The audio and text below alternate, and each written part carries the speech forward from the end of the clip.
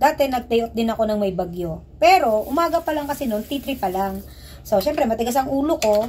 Pero alam ko talaga mag-T8 na noon kasi sinabi naman na mag-T8 sa hapon. So matigas ang ulo ko, nag-day off pa rin ako ng umaga kasi nga T3 pa lang. Eh dito naman sanay na sanay tayo na ang bagyo hindi naman tumutuloy, minsan nag-exaggerated, parang gano'n. Alas 3 na, alas 4, in-announce sa simbahan na magsiuwi na kayo kasi magti-T8.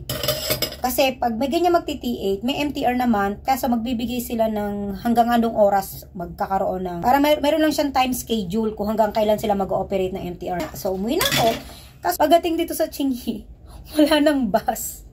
Yun, nangyari doon, naglakad ang lola mo. Kasi ang bus ang hindi nagpapasada kapag nag-T8 na. So ngayon sa mga magde-day off pa rin sa Sunday, mag-ingat pa rin po tayo. Pag T3 sa umaga, mag-day off tayo, pero pag umaga pa lang T8 na, better mag-stay na lang tayo sa bahay. Pero lalo na yung mga amo natin, pag T8 na, syokot na yan. Sanay naman tayo sa signal dito, pabago-bago, pero minsan nakakatotoong hula, minsan hindi. Pero ganun pa man, iingat po tayo ha.